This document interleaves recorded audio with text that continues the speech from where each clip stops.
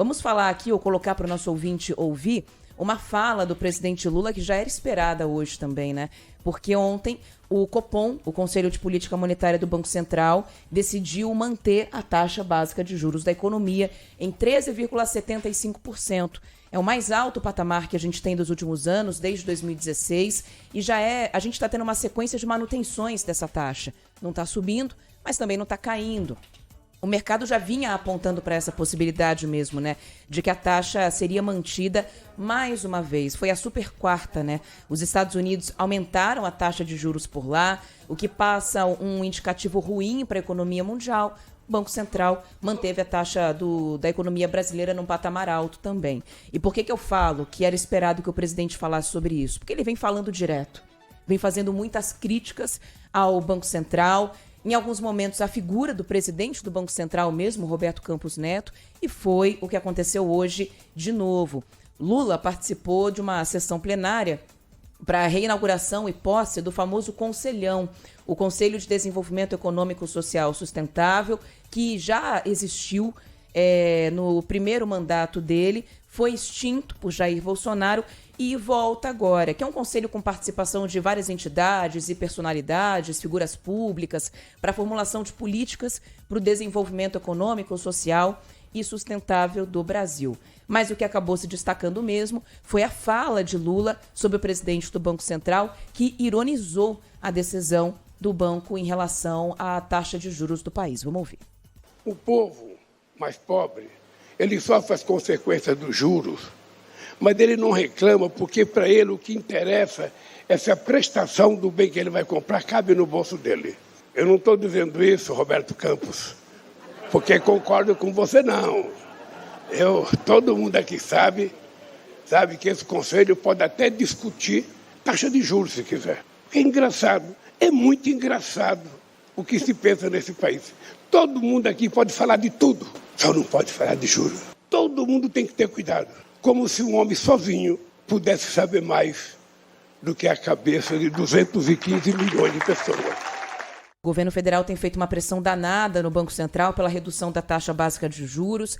Nessa semana, o ministro da Fazenda, Fernando Haddad, falou sobre isso também, que se o crescimento do Brasil continuar patinando, não acontecer, a arrecadação está comprometida, o país está comprometido também. Lembrando que hoje à tarde Lula vai para Londres, né? Vai para a Inglaterra, onde participa da posse do rei Charles III.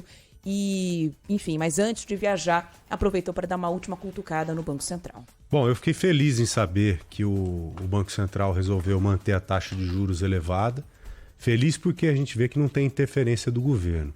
E triste em saber que essa taxa de juros está elevadíssima. Então eu tenho os dois sentimentos. Porque se tivesse influência direta do governo, influência do ministro da Fazenda, influência do presidente, aí nós poderíamos ter uma história diferente. Porque quem está no Banco Central hoje, tomando conta dessa situação econômica que a gente vive, são pessoas que entendem no assunto, são pessoas entendidas e que conseguem compreender de uma forma macroeconomia. Eu compreendo quando o presidente fala que o pobre ele precisa ter acesso a parcelas facilitadas para ele comprar o bem. Qualquer pessoa hoje se sente desestimulada em comprar determinada coisa. Mas imagine se nós tivéssemos uma inflação hoje de 20%, 30%, 40%. O que você acha que aconteceria com o pobre, principalmente? Além de ele não comprar o bem que ele tem com vontade, precisa comprar, ele dificilmente conseguiria comer. Então é triste saber que hoje a nossa economia ela tem que ser balizada pela taxa de juros. Vocês viram quanto que é a inflação acumulada em 12 meses no Brasil hoje? 4,16%, menos de 5%. Já pensou se a gente tivesse com a taxa de juros baixa e ao mesmo tempo estivéssemos que amargar uma inflação de 20%, 30%, 40%, 50% ou 100% como a Argentina? A Argentina que veio pedir pinico aqui para o Brasil.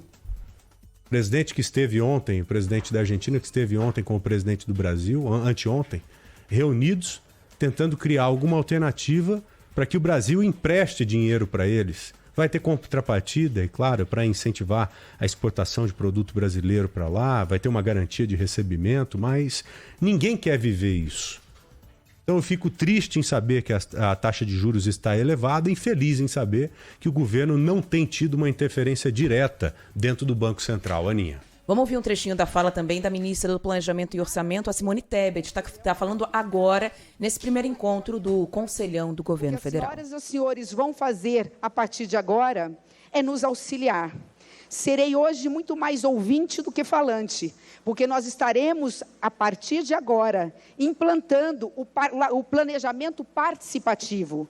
A determinação do presidente Lula foi categórica. Eu quero o pobre no orçamento. Mas não apenas o pobre, a primeira infância no orçamento, o jovem no orçamento, a diversidade, a sustentabilidade, as ações e políticas públicas na sua transversalidade. E aí vem a grande missão que eu peço a colaboração de todas as senhoras e senhores pelas experiências que têm.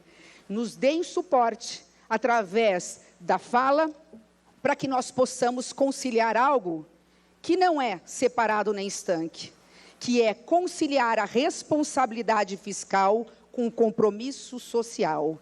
É possível gastar bem o pouco que se tem. É possível ter responsabilidade fiscal, responsabilidade com as contas públicas, cumprindo todos os compromissos de campanha do presidente Lula, que nada mais é ou nada mais são do que os compromissos de campanha de cada um de nós, que é olhar para toda a sociedade brasileira como um todo. Bom, tá aí a ministra do Planejamento e Orçamento Simone Tebet, discursando, né, nesse primeiro encontro do Conselhão, onde o presidente Lula falou um pouquinho mais cedo, falando da questão fiscal do país e do tal do arcabouço fiscal, né, do marco fiscal, que só deve ser votado na semana que vem, né, não deve entrar na pauta nessa semana.